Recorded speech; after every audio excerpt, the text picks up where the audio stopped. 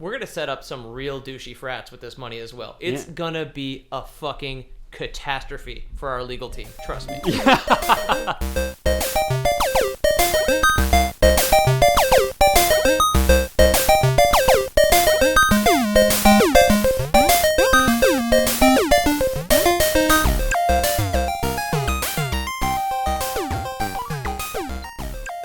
You came here to Flintstone, I came here to Flint Bone, so let's yabba dabba do this and get down to bam bam business. This is the Lore Boys, Ethan here. I'm today joined with... Peter, aroused as all hell.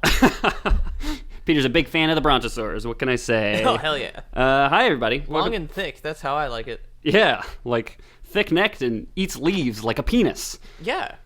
Is how Brontosaurs are often described. I mean, I've read a lot of paleontology books frequently, so it's like... I'm in love with a raptor or whatever the smut erotica featuring. No, the dinosaur smut that I bought for 99 cents on Amazon, and you should too, is called T-Rex Trouble. Okay. And it's about a psychic T-Rex that has sex with a cave lady. I mean, there's a whole That's our next series of women fucking raptors. Yeah. Like erotica out there. Welcome to the erotica boys. I think it's all written by the same person. Yeah. No, she's like... I think it's Danielle Steele? Ernest Hemingway? I can't remember. It's Ernest Hemingway's her pen name. Okay. Yeah. In our time was about fucking dinosaurs. Yeah. Welcome to the show, everybody. Believe it or not, this is not complete garbage. People fucking dinosaurs podcast. Yeah. On your way. Whoa. If you were about to tune out thinking this is complete garbage, trust me, it gets slightly better. Yes. We'll take it all the way up to a B+, baby. No, this is the Lore Boys. We're talking about some Dungeons and Dragons stuff today because Ethan's hosting, so why the fuck not? We host a lot of Dungeons and Dragons, don't we? Ethan sure does.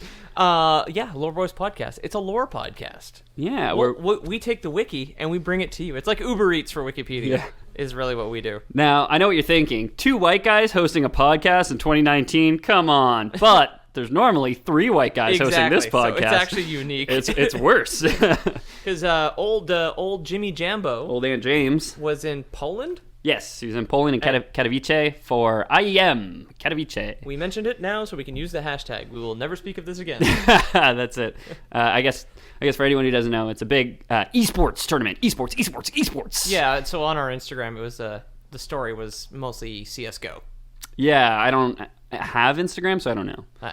But I believe you guys. Speaking of which, I'm the marketing major, and Peter and Jamie are the only ones who do any of our social media. So I'm the art boy, and if you follow us on Instagram at Lore Boys Podcast, you may have noticed we haven't had an update in a while. Just to address that, I was feeling like my skills with the way that I draw, because I draw with a mouse, have plateaued, and then after that, some real life shit made me even more demoralized. So at this point, I am shopping for a tablet, and we'll go back and do a bunch of new shit.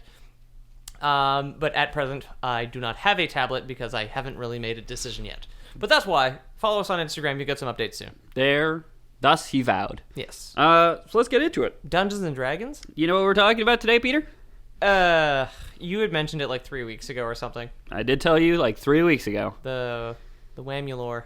The Whamulore. The War of the Wambo. You know, I mentioned earlier tonight that we're talking about wizard. Yeah. And or wizards. Well, you were playing Warframe. Wizards of the Coast? I guess, yeah, but also specific wizards within a Wizard of the Coast intellectual property, Dungeons and Dragons. I see. Okay. Tell me more. Today we're going to talk about the story of a man named Manshoon. That's it, the Manshoon Wars. The Manshoon Wars is where we're going to end up today. We're going to start with Manshoon, who he was. We're going to end on the Manshoon Wars. Yeah. Maybe dip into the Spell Plague if we have time. I had a little thing in my head. When you had mentioned the Manshoon Wars, I had kept it in my head that it was kind of like a silly bastardization of the Machine Wars, and that's for some reason how I remembered it. I mean, we're going to get to the end, and we're going to be able to tie a thread to that. No machines, no ancient robots. Don't get your jollies. Don't crush that can just yet, kids. Yeah, exactly. Hold on to that. Put your keys away. Yeah. This is not shotgun time. Hold on to that till you're 18 or 21 or... Wherever you're listening from. Yeah, that's it. Whatever it is in Australia. Follow the rules, kids. Please. Don't get us in trouble. So... Manshoon was a human. Okay. Big shock, I know. A world full of elves, and we had to talk about a human. He was born to his father, Harlshoon, which is a terrible name. Manshoon's a bad name. Is Manshoon a first and last? No, one word. Manshoon. Harlshoon. That's bad. Yeah, That's right. That's a bad name. But a guy was shit out of luck. But he was First Lord of Zentil Keep, Okay. which isn't a bad gig. So Zentil Keep located on the western edge of the Moon Sea, an inland sea of northern Faerun. Oh, okay. So I was gonna say still Faerun. This is the same kind of D&D setting we've been talking about on all of our past D&D episodes. If you go and find them, other than Ravnica, we've basically covered Faerun the entire time. Other than Ravnica or Spelljammer.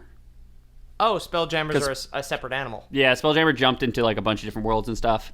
Oh, yeah, but wasn't that the point of having a flying magic ship? Yeah, exactly. There you go. We're beyond Faerun. Spoilers for that episode. The point was... Yeah, so we have done a couple of other episodes, I guess I should say. There's a couple of things. So I know when we did the Illithid the Mind Flayer episode, yes, I mentioned Beholders. Yes. And at the time, I'm pretty sure I promised to do a Beholders episode. Haven't done it yet. This isn't it. But we will mention Beholders again. And I gave a brief summary the last time. I'll give a brief summary this time. And look forward to the Beholders Lore Boy episode. Brought to you by Peter or Jamie. I'm sure one of them wants to jump on that one. Oh yeah, absolutely. I know tons about D&D. Jamie too, especially. Yeah, Jamie's a big D&D boy. So Zentil Keep was ruled by a council of lords. Foremost of them was the First Lord.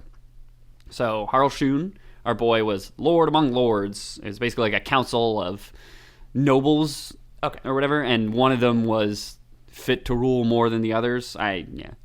Sure. It's like, but they didn't want to call him king, I guess, because he didn't have a kingdom. I don't really know. Whatever it is. It's like the equivalent to like we have Parliament where we have a prime minister and a bunch of other people that we elect as well. Yeah. But the prime minister is slightly more important, I guess. Yeah, that's it. Because we send him places. Yeah. Prime Minister Haralshun Trudeau. Yeah. There's big nose and gorgeous locks of hair. Hell yeah. Haralshun had two sons, Manshoon, who you already knew about, and his brother Asmuth. Oh. As sons of the First Lord, they were required to undergo a trial wherein they would strike out into the world and return with something of value for the keep. Okay. So, hard knock life in Zentil Keep. Everything's pretty cutthroat. Everybody's, all the lords are constantly trying to like one up each other, and it's a bunch of like shady fucks, kind of like in this backwater keep in the middle of nowhere. So it's it's Hillbilly Keep. Yeah. So like it's okay. I don't know about Hillbilly Keep, but kind of like Baltimore. Like where it's just like crime riddled and everyone's like a shady fuck, Like a lot of backstabbings and murders and probably drugs and like illegal weapons trades and stuff. I've never been to Baltimore. It might be beautiful. Me neither. Yeah. Murder capital of America, and that's literally all I know about it. So I am an ignorant slut. Bad rap. But at least up here. Basically, if you grow up in this shitty keep, like on the edge of this backwater sea in northern Faerun, and you have two sons, they're pretty much only as valuable to you as the goods that they can get. The amount of tricks they can turn. Yeah, the amount of... Is he a daddy pimp? No. Well, if he's prostituting his sons for magical weapons, I suppose, in a way. Cool. Prostituting their innocence, at the very least.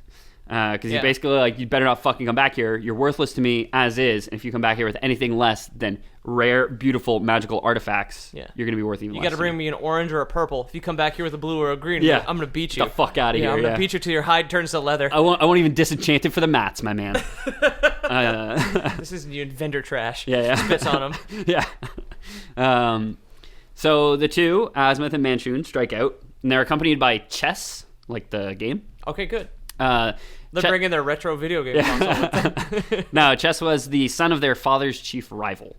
Okay. So it was kind of like an insurance thing, I think, choice. Where it's like, hey, if I get back dead, or like if you guys get back and I'm dead, you kill the guy's kid or something like that, Oh, okay. It was kind of like a mutual thing. You give like a collateral hostage? Yeah, I don't know. Like, my kid's got your kid has like my the kid. cyanide tooth? Yeah, that's it. Yeah. Something like that. So the three of them strike out as adventurers, looking for treasures or riches. While they're gone, Chess's father would poison Haralshun. I assume it didn't take long. They were gone for like years. Yeah. Basically, did he wait till the weekend was over at the very least? Yeah. Or just like as soon as he's like not wearing his glasses until he couldn't see them, he was like, time to kill the king. Exactly.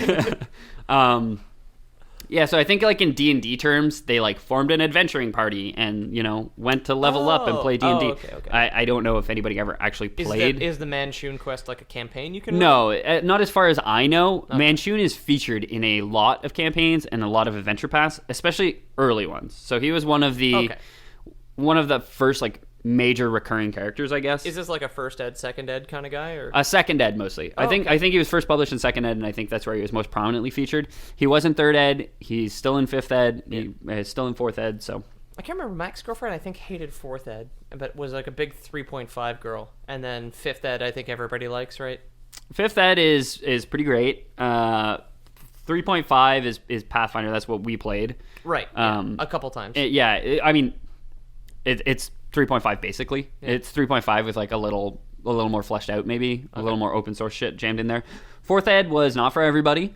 If you like a lot of like board gaming mechanics, like a lot of figurine play a lot, wasn't it? Well, like it was okay. So like you can play any Dungeons and Dragons game any way you want. It's you and your friends sitting in a room, make believing. You know what I mean? So like a lot of people get their pennies in a bunch about fourth ed. It was the first Dungeons and Dragons I ever played, and like we didn't play with a board, and we barely used the rules. We just used it to make characters and balance monsters, and like that was it. So we basically you hung out to have fun. What are you? What are you, some kind of fucking weirdo? Yeah, man. Ethan? We dressed like legitimately the first time I played D&D. We went full costumes, gathered around candles in my buddy's kitchen. And, dude, that's awesome. Yeah, he said without a hint of irony. Yeah, it was a good ass time. So Harlshun, getting back on topic, Harlshun does get poisoned. Get poisoned by Kalkantor. I didn't say his name before, but that was the guy's name. Because he's not important. Because after he gets poisoned, Harlshun manages to throw Kalkantor off a balcony. So remember that insurance policy where if one of them was dead, the kids would kill the other? Yep. They're just both dead now. Good. So I guess the kids are going to kill each other. Dang. So what was he like? Choking or whatever? Did he like hand him wine and like wait for him to drink it, and then he just like turned around? He was just like, "It's so obvious." Yeah, that's it. Throw him off the balcony, and then just like William Shatner's to death onto the ground. Yeah, keel over and die. Yeah. So it's like I know I want to poison him, but when should I do it? He's on the balcony now, the perfect place. Surely nothing could go wrong if I do it here. So he gets thrown to his death. This is a better way to go than poison? I don't know. Poison seems like it would hurt. Poisoning seems like way more painful, whereas falling at least a sufficient distance, you'd be afraid and then you'd just explode. I mean, you'd be afraid getting poisoned too, though, right? Like if it takes long enough. Yeah, I guess falling a long way. Falling from like the turret of a keep and then rupturing on the ground, I suppose, would be preferable. Yeah, to being poisoned. Yes. Well, you heard to it use my oldie English terms. So they're dead. The First Lord and Kalkantor was, second in line for that First Lord position, basically. So a couple yuppies managed to usurp the throne after the two's death, while our trio, Manshoon, Azimuth, and Chess, continue to adventure.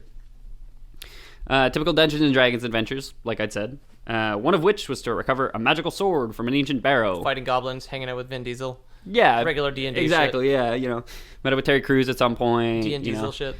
Somebody rolled a rogue and instantly tried to steal stuff from their own party members. Good. The bard is just trying to fuck everybody. Like every single time the dungeon master comes up with a new NPC, male or female, this bard just tries to fuck them. And way it's like, too lecherous. Yeah, it's like so funny. It's so funny, Steve. God, it's so funny, but God, let's get on, man.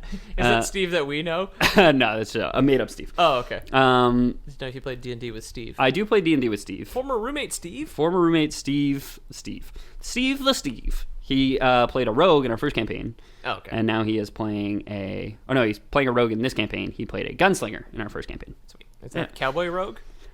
I'm an edge boy. He's like a half vampire, very edgy boy. Good. He's like, I carry 2 knives, and I don't know I killed my own mother, and my dad doesn't like me, and he's sending people to kill me. Okay. He's playing an edgelord basically. Yeah, that's I respect. I mean, D&D can be whatever you want it to be. Gotta edge out. Yeah, and if you want to fucking edge the whole time you're at my fucking I'm always edging. my D&D game, I'm around. always edging. I'm constantly erect when I'm playing D&D. Yeah. So they go on a quest to steal a magical sword from an ancient barrow. They do this with the help of a trio of female harpers. What's a harper? Harper is like it's like a semi-secret organization of like wizards and bards and these other people. Okay. They're devoted to promoting good and preserving history, and they're basically just like I don't got a good analogy, but they're like spies that just try and do good for everybody else and try and protect the secrets of magic from falling into the hands of evil necromancers or liches or stuff like that. You know what I mean? They're like, yeah, they're just good magic spies. Yeah, that's it. So like a lot of adventurers, like if you're playing a D&D campaign and you're playing a wizard, there's a good chance that, you know, like if your DM is playing in like the canon Faerun world, there's a good chance that he'd be like, oh, you know, Harpers approach you and you can join the Harpers, and you can kind of it's kind of like a good source of quest hooks for a DM. You know, where he's like one member of the party is part of the Harpers. Yeah. And like when you have like kind of time in between like main story beats, he could just be like, oh, you know, the Harpers send you a letter about, a small red dragon that's terrorizing the countryside. Go deal with it or whatever. Get rid of it. Yeah. Stuff like that. So they go with these three female Harpers to get the sword. In the attack on the barrow. Are they Charlie's Angels by any chance? Yeah, I think for Lore Boys canon, they are canonically the Charlie's Angels. Lucy Liu, Drew Barrymore, and Cameron Diaz. Yeah, that's it. Yeah. It was Charlie Harper. There was the guy's name. Yeah. Harper's Angels. So in the attack on the barrow, Azimuth was blinded, and Manshoon had one of his hands blown off when he carelessly reached for the sword. Pretty cool. So one thing that the rogue... That's a pretty cool image of just like, what did he like touch it and then his hand was blown off? Or like on the way in, was it blown off before touching the hilt? I mean, pick your poison, dude. Cool. Which way do you prefer it? I might draw that at some point. Yeah. So basically it was like a magical trap. Okay. Always check for traps. Always roll that perception check. Because they didn't have a rogue with them, eh? They didn't have that rogue with them to disable device. You know what I mean? No, I would say chess. I mean, it's like they don't have like clear classes. Yeah. Chess was maybe a rogue. I don't know, maybe a fighter. Not a good one, Azimuth apparently. was maybe a rogue, maybe a fighter. Manshoon wasn't. We'll get into what Manshoon was. Nobody decided to check though. Either way. Yeah, that's it. They did have three members of like the Good Wizard Society. Yeah. There, and none of them managed to dispel it. We're all gonna go pee at the same time. Is that cool? Yeah, don't worry about it. Yeah, that's it. We're just gonna go check this sword thing. Well, I like to think that part of it is, Manshoon. He probably has daddy issues. He's probably trying really, really hard to impress Harold Shoon. Harold Shoon. Yeah. And he probably like sees the sword and is probably like, I gotta get it before the Harpers do. Yeah. You know what I mean? Because the Harpers like, hey, they want to protect it from people like Harold Shoon. Yeah, exactly. Yeah. From evil crime lords that live in keeps and have friends who poison them and eat giant turkey legs and get their shirts all greasy. Yeah, exactly. The worst kind of people. Yeah. The rough gets all greasy. Nothing less attractive than a greasy rough there, boys. Yeah, exactly. You stay away from that shit. Yeah.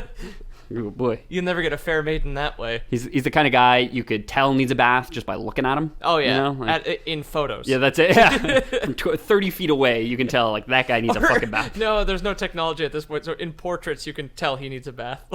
Somebody painted him sweaty. Yeah, that's it. I am pretty sure there are spells to, like, basically capture image. So essentially taking photos. So after Manshoon reaches for the sword, blows off his hand, blinds his brother. I don't know what kind of explosion it was. But bone shards hit his brother in the eye or something? That's it. His brother was wearing his welding glove, but not his welding goggles, and Manshoon was wearing his welding goggles, but not his welding glove. Oh, and they sparked the torch. Yeah, exactly. Oh, idiots, man. Amateur. After that happens, the sword... Rich boy never goes to trade school. Yeah, right. The sword animates itself and begins to attack the party because it's a ancient relic. It's a dancing sword, essentially, which is like a pretty powerful... a dancing sword is a sword which, like, if you get one in game, you say the command word, and like in a battle, you can throw it out, and it will just like float in the air and fight people. Oh, okay, cool. Yeah. So it basically happens. I imagine something much more elegant. Yeah, I mean, fighting's a lot like a dance, Peter. Sword fighting is elegant and graceful. If you toss it out on stage, it'll lean back in a chair and dump water on its blade. When I get around to it, that might be your picture. It gets so rusty. So with the brothers critically wounded, Chess manages to save them both while letting the Harpers fend for themselves. Conveniently not blind. Yeah, conveniently not blind and still two hands. Got to give it to him. So he lends a hand to the brothers and leaves the Harpers to fend for themselves, which kind of maybe says something about the trio that we've been following so far, where it's just like, hey, there's these people who helped us get here, and we were about to betray them, and one of us got blinded, and one of us got their hand blown off, and maybe they could help us. but fuck them. Yeah, it's like, we better go. Yeah, you know what? I think we really overstayed our welcome. I don't think the sword wants us here, guys. Yeah. What about the magic rod? I really need to get to a hospital. Yeah. I can't feel my hand. Oh, who said that? I'm your brother. Yeah, exactly. It's just like his bones are still there, but it's like perfectly blackened. Yeah. Like charcoal. Yeah. So the party drags himself out of the ancient barrow. Desperate and wounded, they come across another band of merry men and attack them in their sleep. They kill the new group. He's looking out. He's just looking out through a telescope. He's just like, I can see their leader. He has hands. Yeah, that's it. I need one of them. Yeah, no, it's like Chess. Like, don't worry, buddy. I'm gonna get you one of those hands. Yeah. Man, she was just there, like, oh, God, he reaches past an enormous bag of gold. Yeah, to cut the guy's hand off. Yeah. In his sleep, and he doesn't even wake up. Yeah, that's it. And he like takes like the bone hand and like switches it, like Indiana Jones. Yeah. The guy like wakes up, looks at like it's just like this destroyed hand, just like taped to the end of his stump, like. Oh God, what happened? Yeah, where he's just like, he looks at the guy's hand with the bone hand, he like weighs them both, takes off one finger from the bone hand because it's too heavy, and then puts it down. Yeah. Oh yeah. The guy rolls over, starts sucking his bone thumb. Yeah. He's like, yeah, I got him. Yeah, I got him. Don't worry, we're good. And then the guy like wakes up, who's that? Like stabs him in the throat. Like, oh fuck. You were supposed to wake up. Oh man. No, he does that, and then a giant boulder comes out of nowhere and just crushes the sleeping people. Yeah, exactly. So yeah, they kill this new group of people, which I think tells you more about who we're kind of dealing with here. Yeah. Maybe it's like the daddy issues have really internalized at this point. Are we not the good guys this episode, Ethan? Are we the bad guys? Well, I wouldn't say we're these people, but yeah. I mean, we're representing them. That's all. I more meant like when you're playing a game where you turn out to be the villain. You're not actually a bad person. No. Presumably. No. Bad people play video games. So. Sometimes you kill a person for their hand. Yeah. But you needed a hand. Yeah. That makes sense, right? Yeah. We neglected to mention that although they were asleep, so we can't confirm they have eyes. So that's why that's why they didn't bother with the eyes. Yeah. All their eyes were closed. I couldn't check. And he's like, don't worry about it. So Manshoon is a bad guy. We're gonna slowly build up to how bad, who bad, why bad, what bad. What does he actually replace his hand with? We'll get there. Okay. Very shortly, actually. So, next paragraph shortly. When they return to a nearby settlement, I see. Never mind. Manshoon is able to trade his... They kill the group. Manshoon recovers a wand and a spell book. Oh, okay. A valuable wand and a valuable spell book. Does he tape it to the stump? So yeah, he's got a wand. No, it's spellbook hands. You mean the spellbook, right? Yeah, tape the spell, change the page. Yeah, that's it. That actually, you know what? That's fantastic character design. I gotta write that down. That's gonna be the art whenever I re-up that. Yeah, the spellbook hand. Yeah. Fuck. So he gets a valuable wand and a valuable spellbook. He returns to a nearby settlement. The spellbook he doesn't know how to read. So wizards in D&D. They always have a spell book where they write down all their spells. At the beginning of every day, they have to spend like an hour or 2 hours memorizing a spell. But they forget their spells after they cast them. Yeah, so like that's why they have to relearn them at the end of. Yeah, they learn like somatically, which means like what they do with like gestures they have to do with their fingers. Some spells you have to like draw symbols on your palm or inscribe symbols into the air. You have to say certain phrases in like not like magical languages. You have to cast spells. Exactly, and then like as soon as a wizard does that, it like burns that memory from their mind, and they're physically incapable of remembering. That can't be healthy. It's like boxing. Do you think wizards would just like cry at weird moments? Yeah, like when they get old. Yeah, for sure. They all die at 60. Collect pigeons. No, that's not true. They normally live longer than for centuries. Yeah, because they use their magic for such things. Really? So he gets back. What's your secret? And he's just like, I don't know. So he gets back to his settlement, and he realizes that this book is really valuable because it's got a lot of spells that he can, try and learn. Yeah. And Manshoon, our boy, is interested in magic. Okay. Remember when I said we're going to find out what class he is? He's a mage. He is a wizard. Remember when I said earlier tonight that we're going to talk about wizard? There was Manshoon. That was Manshoon. Right. It was Manshoon all along. Damn. Whoa. Taking me for a real roller coaster yeah, I know. Yeah. This episode. I really buried the lead on that one. On this here episode of the Lore Boys. Yeah. But he realizes he doesn't necessarily need the wand because he can't use it yet. He wants to learn how to cast spells, not how to use a wand to cast spells. Okay. And I'm not actually sure how wands work in Dungeons & Dragons because I just started playing 5e. I know in Pathfinder, anybody can use a wand. It takes a successful check to actually do, and you can like burn uses of the wand, and if you roll badly enough, you can just like destroy the wand. I guess it's kind of like Ziggurat, which is that like kind of Doom style shooter with magic, where your magical relics have ammo, sort of thing. Wands do have charges. Okay, yeah. And like you can make them by just like buying a basic, like a blank stick, a blank canvas, and then painting your spells onto the wand. Okay, cool. But it usually like 50 charges, whatever. And then each time you use it, if you know how to cast the spell, you can just use it. Okay. Which means like wands are very powerful. If you have a wand of fireball, and you know how to cast fireball, you can just use that to cast fireball without spending your spell slots, which is like the number of spells you can remember each day. Right. But if you don't, like, let's say you have the wand, you're a wizard, and it's Cure Light Wounds, which is a healing spell, which wizards can't learn, you would have to roll a Use Magic Device check. Okay. And then, like, if you get over the DC, which is, we won't get into the numbers, but if you get over it, then you cast a spell. If you get under it, you don't cast the spell, and you expend a charge. Yeah, you try and use your wand defibrillator on your guy having a heart attack. Yeah, exactly. He just explodes. Well, you forgot to plug it in, or if you roll, like, a 1, then maybe he just explodes. Good. Yeah. Which might be useful in its own right. So he takes that wand, which he's not sure that he needs, doesn't know how to use, figures he'd burn too many uses off it anyway, and trades it to a healer to have his hand healed. Oh. So it is a world of magic. Somebody can just grow him a new hand. Why the fuck not, right? So he gets a new hand. Twist ending. It's remarkably painful. Yeah. I mean, I like to think so. Yeah. It's like you weigh the consequences. It's like, I mean, like I won't sleep for days. Yeah.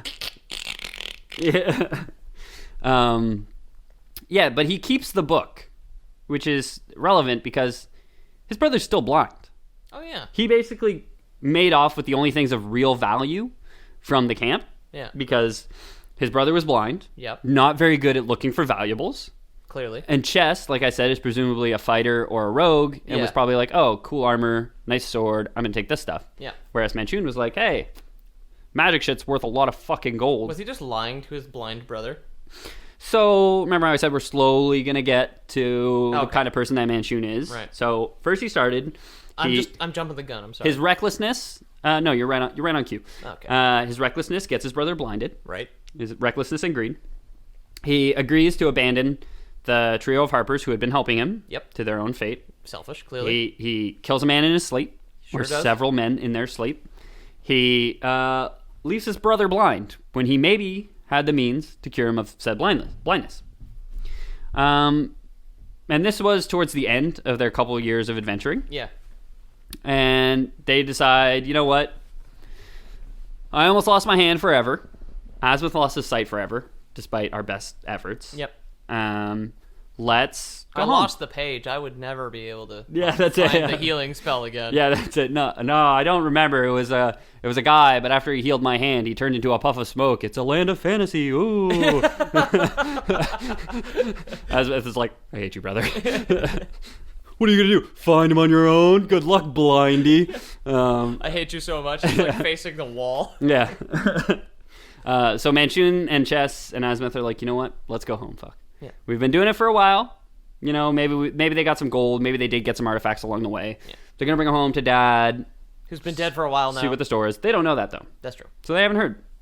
But when they're on their way home, in like an outlying village, you know, they're kind of, you know, trying to gather information about the status of the keep, what's been going on since we've been gone. You know, don't want to be showing up, you know, blind. And they find out Dad's dead, and your dad's dead. So they find out that their parents are dead. Dang. And they kind of realize, like, hey, I guess we're the parents now. Remember those sweet spots on the council that they had? Yeah. Man, it'd be sweet if we had those, huh? Huh, Chess? My only friend who can see. So on the way home, Manshoon... A friend with eyes is a very dangerous friend. Yeah, that's it. And a friend without eyes and or brother without eyes is an annoyance that gets in the way and potentially lays claim to your rightful place on the council. Oh, fuck. So he pushes his brother off a bridge.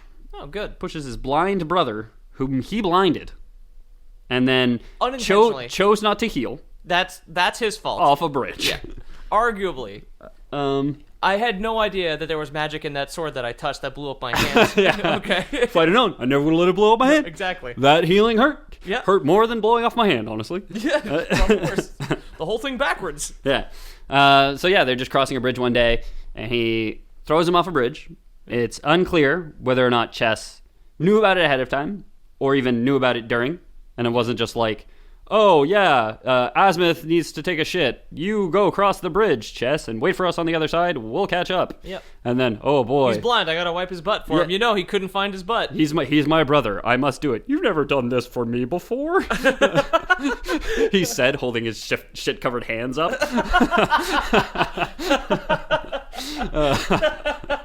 That's gross. But yeah, so Manshoon's like, yeah. So that is so fucking gross. And she was like, yeah, Chess, you go wait on the other side of the bridge. We'll catch up. And then, like, gets to the other side of the bridge. Was like, oh, no, he fell. Okay, yeah. He had a very unfortunate accident. Yeah, that's it. He shit himself and was embarrassed and ran off the bridge. He's trying to run away from me as a blind man on a bridge. It was suicide, I tell you. I have the toilet paper. It's unclear if that was what happened or if him and Chess were, like... in cahoots. Yeah, that's it. Like, Manshoon was kind of like, you know what? We're going to try and get our places back. Asmith is only going to get in the way and be a liability. Yep. Let's get rid of him now. And maybe Chess was like, yeah, let's do it. Look, do you want a blind guy to take care of? Because I don't. That's it. He's your brother, man. Yeah. Yeah. Exactly. That's what I'm going to have to take care of him, Chess. Yeah, but he's your competition. Think about that. And they were both just like, all right. Yeah, all right. Yeah. Let's push him off a fucking bridge. Yeah. After he poops. Yeah, like he's blind. Like they could have just left him in a town and he probably couldn't have fucking found his way back. Are you kidding? They could have left him anywhere. Yeah. That's it. But now let's push him off a fucking bridge. Yeah. Gotta make sure it's done. You know what I mean? You walk him 10 feet out of town just into a wheat field. Yeah. Just leave him there. Gets bit by a fucking rattlesnake. Yeah, exactly. What a way to go in a land of fantasy and monsters. Yeah, that's it. Yeah. Well, I mean, I'm sure a lot of people died of dysentery. It's like, you know, yeah, clean water in Faerun. When there's literally spells, it's either a cantrip, which is like a 0 level spell, okay, or a 1st level spell, which is, you know, clean water. Like take water, make it clean and drinkable. People still die, you know? The monarchy, am I right? Yeah, exactly. All these lords killing each other, throwing each other off bridges and balconies. And poisoning each other. Yeah. Poisoning each other and blowing each other's hands off. And blinding each other. Yeah, so they kill Asmith. They go back to Zental. When they do, they manage to overthrow those yuppies that had kind of like weaseled their way into their place and do manage to become lords of the keep. Good. So Manshoon is first lord of Zental Keep. This is Manshoon in chess, correct? Yeah. Chess probably took the place of his father, where it's like, you know, second in command or whatever, except they seem to be a bit more chummy. Not like chummy, but like a bit more chummy maybe. They kind of like understand the necessity for each other, and maybe if he didn't like assign him the role of treacherous vizier. That's it. Like, I'm gonna need somebody to plot my death. Yeah, and I want you to be that the guy. And you know what, Chess? We've been through a lot of shit together. And if somebody's gonna stab me in the back, I want it to be you, man. I love you, man. I love you, Chess. I'm gonna hate killing you, man. I'm gonna hate it. Kidnap my daughter and kill me. Yeah. Okay. Yeah. Okay. I promise, man. We get back. I love you. You gonna help me push my brother off a bridge? Yeah. So it was either that or like they were on their way back and Chess was like, this motherfucker pushed his brother off a bridge. I am not fucking crossing him. Yeah. You know, like this guy. Stone cold. This guy fucking goes hard. You know what I mean? Like, yeah, I left 3 wizards to fend for themselves. This guy pushed his fucking brother off a bridge. His blind brother off a bridge. Yeah, that's a true low. Yeah, so not long after returning, and maybe feeling a little paranoid, I wonder why, Manshoon would establish Was it the fratricide? Yeah, maybe the, you know, the backwards, you know, sadistic nature of people in this keep in general, how his father was poisoned and threw his betrayer off a balcony, and how his best friend is his chief rival, and you know, it's probably a couple things. Yeah, multifaceted problem. A little bit of subterfuge. Yeah, going around, a little skullduggery in the halls. Yeah. So he comes up with his first plan, which is to establish the Black Cloaks, a covert cadre of powerful wizards, mostly made up of worshippers of the dark god Bane. So there's Zental keeps like a small city, maybe like a large town, like gathered around and partially inside the keep. And there's a priest. There's probably a couple churches there, but one of the biggest ones is Priest of Bane, Bane is the god of fear, hatred, and tyranny. Okay. Have we covered him? I don't think It? so. I don't think in any way. No? Okay. So he basically goes to this priesthood and says like, hey, a lot of you guys are like pretty powerful spellcasters and stuff. You know, let's work something out where you work for me, and you know, I'll help you out where I can. Yeah. Blah, blah, blah, blah, blah. You work for me, and I become Lord of the Keep. And Yeah, exactly. And then you continue to work got for me. you guys are free to worship and do your fucking weird, creepy, hateful priest rituals. Comes I guess. down to it, I won't abandon you in the woods. Yeah. Yeah. God of fear, hatred, and tyranny. Which one of them isn't? Am I right? No, just kidding. Religion's beautiful. So his black cloaks were powerful, ambitious, Good. and beholden almost solely to their god, which is problematic for a paranoid megalomaniac. Yeah, anybody who wants power, if somebody is more loyal to something else and you hire them, that was the wrong stack of resumes. Yeah, that's it. He basically turned to them and created the black cloaks because like, while they were beholden solely to their god, he feel like just thinking like taking in resumes from worshippers, and he's just like, oh, this is all so confusing. My brother used to do this for me. Yeah, that's it. Man, it's like, now I see here on your resume, it says completely and unabashedly in love with your god, Yep. above all others. What do you think about 8 to 4? Yeah. That's it. Could you offset like work one Saturday a week and like you get the Monday off? Would that be okay? Or like we could do Sunday to Thursday if you want. I don't know whether you're like a Friday or a Sunday. When's religion. the Sabbath for you? Yeah, exactly. Yeah. So Manshoon, he already trusted almost nobody, and I feel like he was like, maybe I can manipulate their faith in God more than I can manipulate my peers' faith only in themselves. Right. You know what I mean? Yeah. I feel like he just thought like it wasn't ideal, but he was working with what he had at the time. Yeah. Because like the only other people around were like treacherous murderers who would kill him at the first chance they got. Yeah, and then I guess his silver medal group of guys was like a bunch of fanatics. Yeah. Where it's just like, fuck. Yeah, that's it. Oh, they're so weird though. Look at their skin; it's so pale. They don't wear shoes. Yeah, they don't wear They all shoes. wear gloves, but they don't wear shoes. They wear gloves, no shoes. These big, heavy robes. God, what do they do with those meetings with all the masks? It's so weird. They just rattle everywhere they move. Yeah, yeah. So he trusted almost no one, obviously, but he didn't trust this group of powerful wizards, already sworn to someone else. Yeah. So in addition to the Black Cloaks, he trained and recruited spies to keep tabs on everyone else in the keep while he continued to master magic. Okay. So Manshoon's thing is like he loves magic. He's kind of like trying to remember the leader. There's a political leader, a despot in history. Okay. Who did end up going completely crazy by the I can't fucking remember. I want to say who. most of them. Yeah, but there was one who like By definition, to be a despot, you got to be kind of completely crazy. yeah. Right? Well, crazy in this way. I don't mean like Okay. crazy. Crazy is a broad term. Crazy in like the paranoid way? Yeah. Yeah, that sounds right. Where it's just like stop trusting everybody and then like have people assassinated by other people that you don't trust, and Yeah. that's kind of where this is going. We'll say Seemingly. We'll say John F. Kennedy. Dun dun. Yeah. Trust no one, not even yourself. Yeah. So he had Lee Harvey Oswald kill him. Yeah. Yeah. Exactly. No, so he sets up a spy network. Some of his spies eventually reported back to Manshoon with word of a magical floating rock in some nearby ruins. Oh. So Manshoon was like paranoid, in charge of Zental Keep, I want to check it out, but I'm not going to touch it. but all he wanted to do is study his magic. Yeah. All he wanted to do was learn magic. So he had set up this this powerful group, which he called the Zentarim, Okay. which I haven't mentioned, but for the D&D fans out there, they'll recognize the name. It's basically like a very prevalent along the Sword Coast, which is like a major area in Dungeons Yeah, and Dragons. Sword Coast I've seen. Baldur's Gate, Yeah. Neverwinter. Sword Coast is one of the expansions for Baldur's Gate 2, as far as I know. Could be. Yeah, or maybe It's the name of the coast where like Baldur's Gate is near, Neverwinter's Yeah. on, Waterdeep is on. that's it. No, it's part Yeah. of the like something of the Sword Coast is an expansion for one of the D&D games. I just can't fucking remember it. Legends of the Sword Coast is is like an expansion module for D&D that just Yeah. provides like a bunch of info, like background info on the area. Yeah. The Zentarim are this like the Thieves Guild.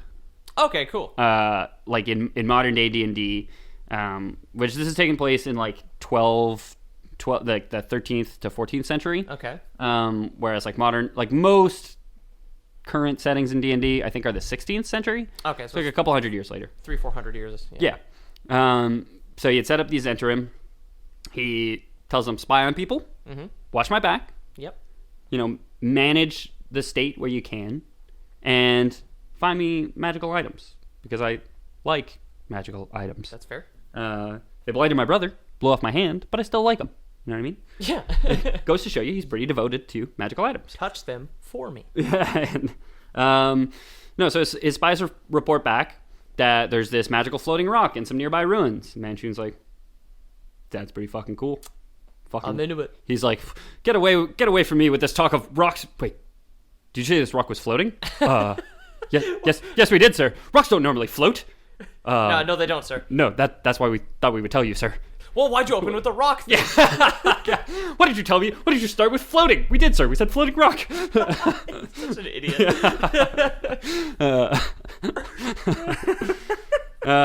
So Manshoon, loving floating rocks. Big in magic rocks. You can drink now. Yeah, actually. Yeah. And I'm drinking for once in not a while on the podcast. So I'll take a sip with our listeners at home. Punch a couple tins with the boys. Because we talk about magic rocks on this episode. So he decides to investigate personally. He says, you know what? This magic rock sounds pretty cool. Hang on a second. Yeah. Puts gloves on. Yeah. Or like thin dollar store gloves. He's Yeah. like, That'll that's do got it. it. Yeah. They're like the gloves with like the fingers cut off. Like Oh yeah, the smoking gloves. Yeah. So he's still touching. Yeah, exactly. No, but he's like, let's go check this out. So he gets there and he sees this floating rock, and it's this massive, like a boulder, Okay. floating in the air. Yeah. And he says, "Fuck, that is pretty cool. It's a big one. Let's go talk to it." Oh, And okay. he gets closer, and turns out it's not a floating rock. Is it a beholder? It is a beholder, Oh yeah. Cool. which is like a massive, like a boulder-sized head Yeah. with a mouth full of sharp teeth, a single eye, Yep. and then 8 or so eye stalks, which are like tentacles with eyes at the end of them. Yeah, like a on- snail. on top of its head. Yeah. Yeah, but like 8, and with like, do snails have eyes at the end of their? Stalks. Yeah. Oh, Yeah. there you go. Snail facts. To With the, the snail. best, to the best of my knowledge. Welcome to the Snail Boys. Lore Boys canon, snails have eyes. Yeah. The snails have eyes. That's the next episode. Yeah, so he finds out it's a beholder. Beholders are, from their eye stalks, they can shoot a multitude of very powerful magic beams, Cool. like disintegration rays and sleep rays and, mind control rays and other things like that. From their main eye, they usually have like a really powerful effect, like an anti-magic zone. Okay, so like cool. if you're a spellcaster and Is they're there like looking... a silence thing? Yeah, if Like you're a cone spell... of silence sort of exactly. thing? If you're a spellcaster and they're looking at you, like if you're a wizard, all of a sudden like you can't cast any spells. Okay. Like you're, as a wizard, dead, Fucked. essentially. Yeah. No armor, no spells. Nothing. Basically. You got nothing. You ain't got shit, kid. Yeah. And You got Manch- 2 hands. Yeah, and they're powerful beholders. They're like they're hard to fight and hard to kill in Dungeons and Dragons. And Manshoon at this point, obviously, like he doesn't have a level, Yeah. quote unquote, in the story. Because beholders are one of those monsters that even me, having not played D&D, already knew what they were. In the same way I knew it like a Tarrasque or like a dragon, where there's some of the like end game boss monsters that you would go up against, sort of. They're like late game, they're not end game. So like max level in Dungeons and Dragons is 20. Okay. They're probably like 13, 14. Okay. With like a group of people. So like a group of 4 to 5, level 13, And they're- 14s, yeah. you can take on a beholder. They're the denouement of a campaign. Yeah. Is beholder territory. Yeah, for sure. You could definitely end a campaign with like a beholder. Okay. You'd certainly end a lot of arcs with a beholder because they're like iconic Dungeons and Dragons enemies. Yeah, they're on a lot of the monster manuals. No, for sure. Actually, one quick aside: my buddy Alexi, when we did our first D&D episode a year and a half ago, he was like, "Why didn't you put a beholder in the artwork?" And I was like, "I don't know. Like, it didn't occur to me because I drew a bunch of other, like a lich and a dragon and a spider and playing Dungeons and Dragons, the psychic slug thing. Yeah. And then he was like, "No beholder, dude. You got to get a beholder." So Yeah. like, I'll. When I get everything sorted out and I kick back into high gear, I'll see if I can get something There might be a beholder on this artwork whenever it comes out. on this here podcast. On this podcast. So the beholder's name was Xantrith.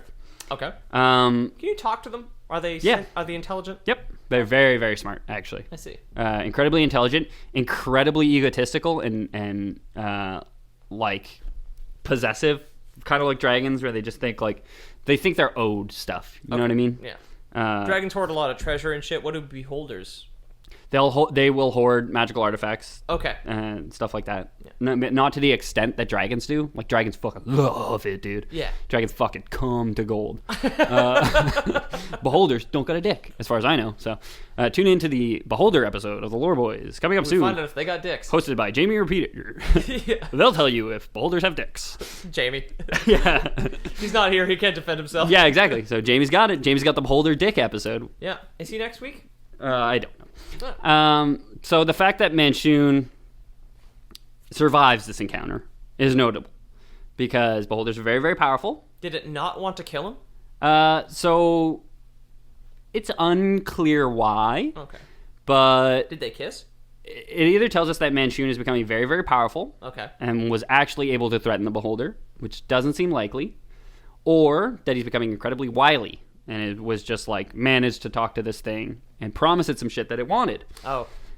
So, seeing the opportunity to knock out two birds. He's like such an idiot. He's like, hey man, I know the location of a big ass magic rock. Yeah. I'll tell you where it is. The beholder's like, where's this artifact? Yeah. Oh yeah, dude, if you just gave him directions to himself, he'd never find it. And he's such an egotistical idiot. Yeah, that's it. No, it must be around here somewhere. You'd never lie to me. Wander off into the sea. Yeah. No, so he sees the opportunity to knock out two birds with one floating stone. He devises a plan to weaken the Banite priests he feared and to gain the respect and aid of Xantriff. Okay. So he offers Xantriff control of the priesthood and of Zental Keep, if the beholder would help him. He uses his spies to spread word back at Zental Keep that at the ruins there was a conduit to the gods. You know what religious zealots love? Conduits to gods? Ways to talk to God. Yeah. So the priests Is prayer not doing enough? Have I got a deal for you? Yeah, that's it. Magic floating rocks. What rocks are worthless? Wait, did you say floating rocks? It's like, why does everybody always miss that part? People in Zental Keep are so fucking stupid. Yeah. Like the spies are the only intelligent people because they're outsourced. Like, yeah, exactly. Yeah, they're outsourced to a different keep, so it's just like floating is the first. You know what? I don't even care. Yeah, that's it. Harl Shun was like a terrible leader, and the first thing he cut was education. Yeah, and just like this is a result of fucking like a massive uneducated. Nobody understands adjectives. Yeah, that's it. Oh man. So the priests of Bane decide to flock to the Beholder's lair to speak to their god. Did they get ate? No. Oh. They speak to Xantriff. He's a pretty chatty Cathy. But they don't necessarily know that they're talking to a beholder. Beholders have a whole host of very powerful spells that they can cast. Oh. And if you have a bunch of religious zealots who truly believe already that they're going to be speaking to their god, they're the purest rubes. Yeah, exactly. Yeah. You can do whatever you religious fanatics, the purest rubes. Exactly. Yeah. Religion is beautiful. Fanatics, not so much. Not so much.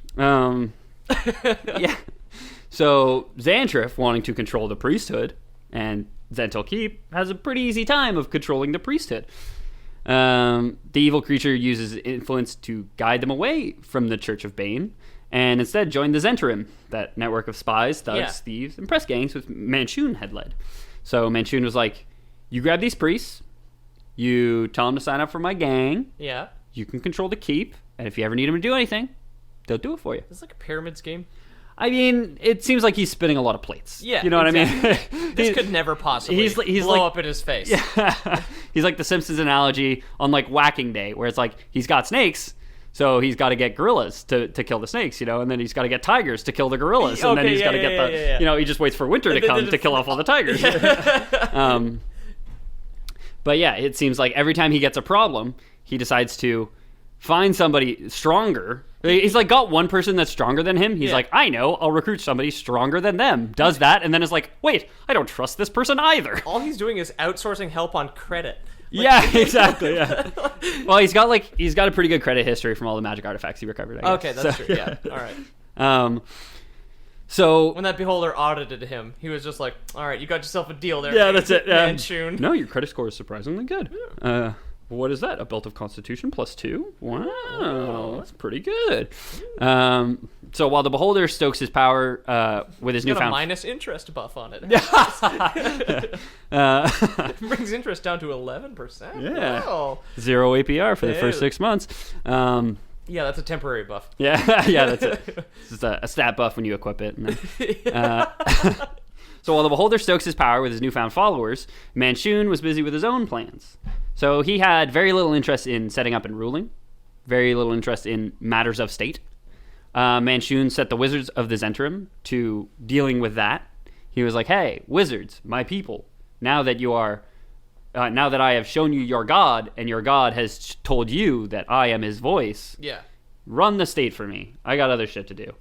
He's like, "You, figure out the school system. What's wrong with it? We got all these fucking idiots. Yeah, exactly. None of them understand adjectives. Set up like an adjectives program. Set up like a read mobile or something, you know? Like a wagon with books that we just give to people. God."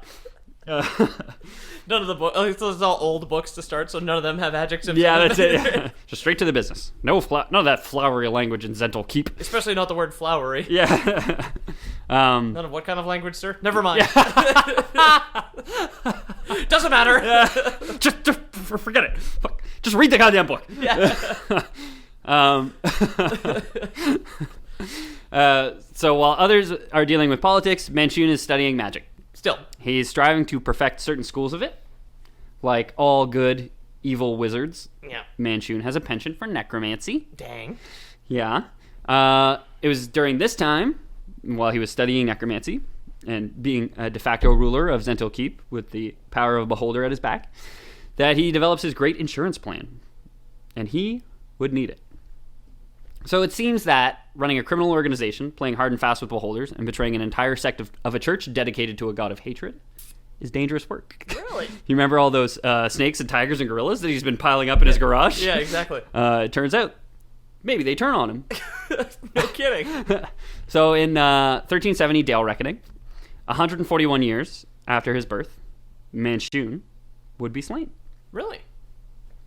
The priest of Bane, Fazul, which I haven't mentioned his name yet, but he was like Manshoon's in with the church. Okay. This was a guy who knew him. Yeah. And whatever their relationship was, Manshoon used him to attract a bunch of people to his black cloaks. Yeah, okay. He was the charismatic guy that he would send out to he was the recruiter, basically. Yeah. Yeah. It seems like he might have been the only one who read also, because he seems like the one to be like, I don't fucking buy it. Yeah. I don't fucking think that's God. Yeah. You know, I think he's fucking pulling my leg, man. Yeah. Doesn't look anything like any of our statues. Yeah. Our statues got legs, for one. Our statues are not floating rocks. I don't like that thing. What rocks? What kind of rocks? Not important. Oh my god. So Fazul, hating the idea of a floating rock, Yeah. decides to recruit one of the other lords of Zental Keep, Okay. who, as we know, is probably very keen on ousting Manshoon, Orgauth. The two of them creep into Manshoon's mansion in the dead of night and surprise Manshoon's Manshoon. Manshoon's mansion, Yeah. and eventually slay him. Oh, how? In a special way, or they just? Bane. He casts a spell of Bane, and the other guy is like, I swing my sword at him. It's unclear. There's probably a battle. They get the jump on him. They manage to kill him. Okay. Irrelevant. To the duo's dismay, they find themselves facing a dozen clones, which Manshoon had made of himself. Quite the insurance policy. Yeah. That's pretty fucking good. We're talking about a low interest spell. That's a pretty fucking good one. That's a pretty good insurance policy. I like that. Yeah, I mean, you're still dead, Yes. but I guess part of you lives on. Does he not transfer into one of them? So Are they all him? that's what he was working on, but he never got there. I see. So all he got was the setup to the joke with no punchline. Dang. Yeah, infinite jest, am I right? What kind of jest? Infant. Oh, yeah. You got me. I was like, wait, did this idiot forget adjectives? What kind of idiot would forget adjectives? Us, we idiots. Us, yes. Us, the lore boys. So, during his time ducking matters of state, Manshoon had created the spell Stasis Clone, which allowed him to create perfect replicas of himself. Are those replicas in time? Like, does he leave one at its current state, or am I asking too much? No, so they're just he's making clones, and his house was presumably a bunch of his clones walking around. Cool. And I don't know. Busying themselves as clones That's do. it. Like one of them makes a coffee run. He probably picks up, like 100 cups of coffee or whatever and brings Sweet. it back for everyone. Sweet. So yeah, they face a dozen clones, but it seems likely that there was a lot more than just a dozen. It seems like maybe there's like 100 clones. All the furniture is just Manshoon painted like furniture. Yeah, So fucking- just posing around the room. Exactly. Yeah. Sick sadistic fuck. Like one guy painted silver, just takes off a lampshade. Yeah, that's it. That wasn't a lamp. Yeah, that's it. Kills Manshoon, he like falls dead, and the lamp just like lifts its lampshade off. Like, oh, you shouldn't have done that. The fucking chair gets up. Like, Yeah, the chair. Like, he has his arms out like armrests, and just like stands up. the piano gets up. There's like the sound It's of, like three of a guys. chord. Yeah, like a chord playing. Oh man, I wish I had enough time to do post on this episode because I put a chord in there, but I don't. So Oh well, that's okay. I wish I had the tools to draw 100 dudes posed as furniture, but I don't. I might when I get the tools to do it. Yeah, maybe not the tools or the sanity, but Yeah. We'll see what happens. Yeah, so the two do manage to escape the clones because the clones turned on each other. Oh, Each of the clones was convinced that he was, in fact, the real Manshoon, that was that thing that he never got to fix. and felt an undeniable need to slay his rivals. I see. Yeah. So this would kick off the Manshoon Wars.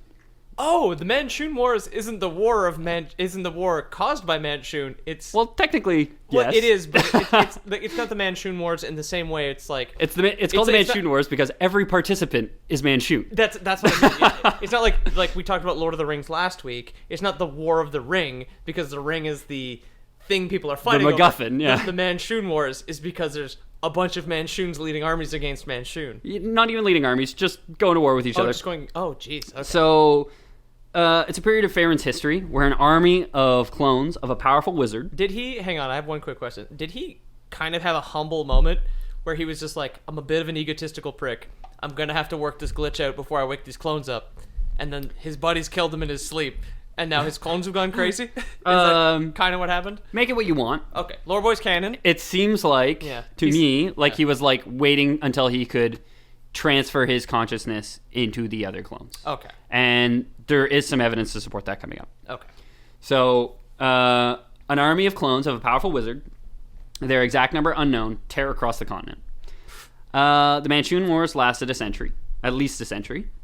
Manshoon, over the course of his 141-year life of running a black network dedicated at least in part to the procurement of magical items and powerful artifacts, had amassed quite the collection at the time of his passing. I can imagine. So, I guess it's a lot like a battle royale, where all these clones wake up in a house full of powerful magic artifacts, And they gotta kill each other. and they're all going to try and kill each other. Some of them are going to try and just get away and live as long as possible, but they're all going to grab as many fucking magic items and shinies as they can, Dude, and get the fuck out before the storm strikes. I swear to God, if somebody somewhere, because we get quite good downloads these days, if someone somewhere who can make that decision, and you make the Manshoon Wars Battle Royale game, and we don't get, like, a $5 check. Yeah.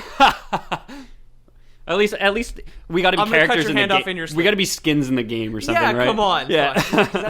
That's We'll such be one 3-headed idiot in the game. that'd be such a funny fucking setup for a game, or to kill your clones. I have seen like alpha videos of a like mage battle royale. Oh, I don't think remember I've- what it was I called, think I've but- seen that as well. Yeah. Just fucking contact wizards, call it fucking the Manshoon Wars. Partner with wizards, fucking make a buck. You know what I mean? There you go. So everyone makes for a weapon. Some clones die that first night, but many make it out. Those are those hot drop ones. Yeah, exactly. Yeah. Everybody that landed like tilted, or I don't know the equivalent in. I guess it's supply ship in Apex Legends. Sure. I don't know what Tilted is. It's from Fortnite. I see. I'm the only person on Earth who has never played that, so I'm sorry. Yeah. So yeah, those people, the people who land at like the hot zones where like everybody fucking lands. Yeah. Like the supply. The early drop in Apex, I remember, is Yeah, exactly. pretty spicy. So some of them land there, die right away. Some of them, land at the edges of the map and survive for quite a few years. They gather their strength, they plan, they launch assaults on other clones. Must be pretty hard to surprise yourself, though. Do they all kind of know what the other is thinking? Like, what? I don't know. I don't think so, but they all think exactly the same way. Like, they're not identical twins. So would they not just all hot drop at the same time? Yeah, like that's it. Yeah. They're not like like clones that were made from birth and then kind of had different experiences for many, many years. It's Right. like this is probably within a year or two of when they were born, and they all wake up at the same time and are like, oh fuck, we're the exact same person. And I like to think the only thing that changed their strategy is what magic item did they get. Okay, yeah. You know what I mean? One guy who got like a really powerful wand of like fireball plus 10, whatever, like something that could do a lot of damage is like, I'm gonna go aggro and just fucking try and blitz everybody down. Yeah. With the guy who's like, I got the ring of protection, I'm just gonna fuck off in my Turtle. cave. Yeah, turtle off in some swamp. Exactly. In the end, 3 clones went out. Okay. It seems likely to me that they came to a truce in the end, perhaps each of them thinking themselves more canny, though not wanting to test the powers of the other. They want to get back into manipulating people, which is how this whole thing started. Yeah, that's it. So I guess they're kind of like, well, we're the last 3, huh? Yeah. I guess that means we're pretty powerful, huh? Yeah. And like none of them had like killed anybody the whole time. Oh yeah. Like the last 2 Manshoons to die just like killed each other, and they're both just like, they're all 3 of them just like bluffing, like, oh no, yeah, I killed a lot of me, you know. They're all the guys. I killed a lot of. I killed so many me, dude. You wouldn't even believe it. Yeah, like no, me too, man. They were all just like camping at they're camping at the edge of the ring the whole Yeah, time. Yeah, exactly. Yeah. Okay. They're just like right outside the laser wall, just like edging up. Yeah. Prone, just like on their elbows. Yeah. Well, I guess since all of us killed so many of us, we don't, like. Have to kill him more. Yeah, we don't gotta kill anymore if you guys don't want to. I don't really care. I'll kill you guys. I don't care because I've done it before. But Oh, I know exactly what it feels like to kill me. Yeah. Yeah. God, the power you must feel.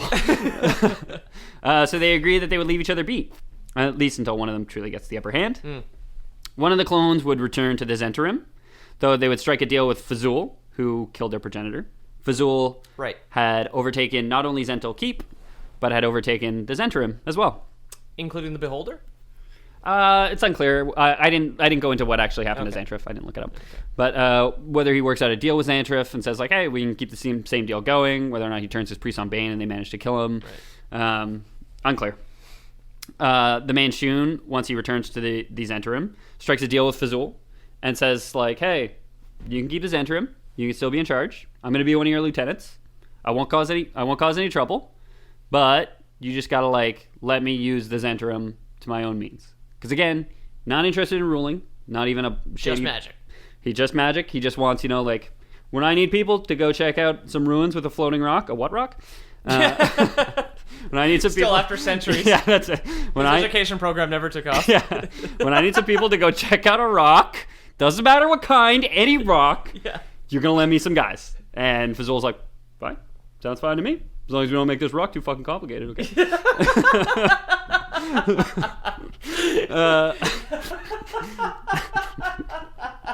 This is so stupid.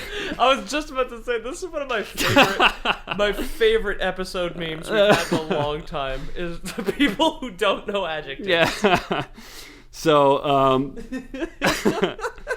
one of the other Manshoons would go on to the city of Westgate, where he assumed the name Orbach, and took part in his own criminal organization called the Night Masks. Cool. Basically just another city in another part of the world where he rules, at least in part, another Zentarim, quote unquote, another thieves guild. It's the exact same thing, basically. Orbach does kind of have more to his story, where he turns into a vampire at some point, and he goes looking for something called the Lost Spell, which is a spell which basically like incredibly difficult to find, or like to find all the pieces to it, because like it's like an ancient myth where it was spread throughout the land, and you have to find like all the pieces, and some of them are like really easy to decipher, and some of them are like super hard riddles. Okay. And when you can put all of them together, you can cast this spell. It's been shredded. You need to put this. Yeah, exactly. You got to get all your Scotch tape while everybody else on Earth is trying to would kill for this spell kind of thing. And kill for some Scotch tape. Yeah, that's it. Yeah. Some what tape? Yeah. And basically, when you cast this spell, at any point in the future, if you die, you just will like pop back to life, perfectly healthy. No matter what you died from, you'll be perfectly healthy. If you're like in bondage, like you were in jail, or like at the bottom of the sea, you'll pop out somewhere safe, and like it's like the ultimate get out of jail free card. Okay, if you can find the lost spell. Yeah. The third chooses to move to... You just come back as an American CEO. Yeah. You're just like, I'm untouchable. Yeah. Yeah. Take that, American CEOs. We know you're listening. Yeah. Love the lore boys, the best. It's very funny. Yeah. What kind of funny? Yeah. What kind of what? Yeah, what kind of what? That's true. Fuck. Of all the people, yeah. So the third chooses to move to Undermountain, which is an underground dungeon system full of very powerful mages, criminals, and monsters. Does he become a lich? Maybe he's like trying to become a lich. Okay. I'm surprised none of them have become lich. I mean, I guess it was in the books. I mean, like cloning yourself and figuring out a way to. Yeah. So. Curse my own blood? Question mark. Yeah, that's it. So like these three did agree to all work on a way to, if one of them dies, transfer the consciousness into the others. Okay, so they know at least. Well, like, yeah, when Manshoon made the clones, yeah, he knew that that's what he was making them for. Yeah. And so they knew yeah. that that's what they were making them for. And so, like, they said, like, yeah, let's keep doing that thing that we were doing before we cloned ourselves. Yeah, yeah. You know? It's better than having another war amongst us. Yeah, exactly. Most people believe... That's a whole lot of waste to me, and I'm not into that. Yeah. That's it. At least my pigs are happy. Most people believe the last clone was killed in the wars, but even those who know rarely know more than one survived. Okay. So it's a very famous plot hook where it's like your players aren't supposed to know that there's any Manshoons left, and a lot of campaigns, like a lot of printed material even today will be like, the villain is Manshoon in the end, and he's the one in Undermountain, or he's the one in the Night Mask, or the leader of the Zhentarim, and he's trying to do this thing. But it's basically just a way to set it up. Cool. So that's the Manshoon Wars. That was a lot of fun. That was fascinating. Yeah. Good time as well. That was a lot of fun. Cool. If you guys like the show, please leave us a review on iTunes. Contact us however you can. Just reach out to us. We are bad at doing social media stuff, but god damn, we try. Yeah, we're good at responding to feedback. We do it within a few hours. Yeah. But we're real bad sometimes at reaching out. We're trying to be better, always. Yeah. Trying to be better for you. Thinking about cloning ourselves, getting a couple me's, because, like, I don't know. I'm, like, too busy, but I feel like a clone of me, because I'm such a motivated person. Could pick up a lot of the slack. Yeah, it would pick up a lot of the slack. We could start a second podcast. Who am I kidding? We would do is fuck. Yeah. All me and a clone of me would do is fuck. Yeah. Let's be real. So you can find us at the Lore Boys, theloreboys.com. Yep. Send an email at loreboyspodcast@gmail.com. Yep. Or, reach out to us on Facebook, facebook.com/theloreboys. The Lore Boys. Instagram, Lore Boys Podcast. At Lore Boys Podcast, yep. That's where the artwork is currently for everything that's done and will be. Like I said, when I get back up and running. Where can I find you on the internet, Ethan? You can find me personally at Ethan the Dead Man on Twitter. Yeah. That's where I hang out. Though not so much these days because work is crazy busy, but in a couple of months it'll be back to normal and I'll be more of a social media presence. And Peter? I'm at Pete O'Donohue on Twitter. I'm a lurker. I retweet a lot of shit, but I will answer you if you contact me. I have a few conversations with people here and there. I'm the cartoonist. You can download our art from DeviantArt at O'Manahue, and then of course there is loreboys.com, theloreboys.com, and pornhubcaps.com. All redirect to the same place. That's where we update everything. Like I said, I'm in the process of getting everything readjusted here tool-wise so that I can do things quicker and better. Jamie is at jmilk64 on PSN is normally what he plugs. I think so. And he streams... JAYMILLK. Yeah, 64. Mm-hmm. And then he streams as well at twitch.tv/theloreboys, a little infrequently, but he's on for a while and he's pretty good. I've been meaning to stream, but I'm too busy right now. But maybe in a couple months, who knows? Or maybe at time of listening, it's now. Yeah, exactly. Maybe I'm streaming right now. Yeah. Go right now. Maybe I'm streaming. You're going to miss me. One of the other things is, along with the review on iTunes, is the app that I found out about and currently use, and I like a lot, is Castbox. You can leave comments and reviews on that, so please do that as well. And Peter will answer you. Most importantly, if you want to interact with us, please do. Feel free, because, like Ethan said, we're all kind of idiots when it comes to social media. We're not good at using it, but thank you very much for the organic we growth love you that guys. we have, because we're at like 27,000 downloads, which is It's beautiful. You're beautiful, and we love you. unbelievable. And if you really love us, you'll send us some money. Because cash money, we were joking about things earlier, but what we We were joking about talking to you and stuff. All we want is your money. Yeah. So sign up for Lore Boys Premium, you dumb idiot. Yeah. What are you, a dumb idiot? What, do you want to get smarter? You want to go to school? You want to go to Lore Boys University? Well, you are in luck, my friend. That's what we're launching now. Lore Boys University. Okay? You're going to learn adjectives. You're going to learn what makes a rock float. What is a rock? Not rock, it's beholder. Yeah. Oh, no. We How got to tell the beholders in our difference. school. Our janitor's really weird and smells like cheese. We got a cat. He's old, but he'll never die. We got a cat at the school. We can't get her out. Because She's in the vent. she's in the vents. And we're all too heavy. Yeah, so for the low price of $79,000 a semester, Yep. you can sign up for Lore Boys University. It's regular debt that you're probably used to at this point, frankly. The beauty of it is, though, you know your professors already. Yeah. It's me and Peter and Jamie. We're going to set up some real douchey frats with this money as well. It's going to be a fucking catastrophe for our legal team. Trust me. It's going to be great. We are going to make those idiots sweat so hard, man. Yeah. Oh, boy. We're going to get sued so bad that they're going to get sued. You know what I'm saying? Yeah. My lawyer is going to get sued for defending me. Yeah. Take that, lawyer idiot. Idiot. And that constitutes, Hey, I suppose. Lore Boys. Hey, Lore Boys. Ow. Ow. Goodbye. Goodbye. Thank you.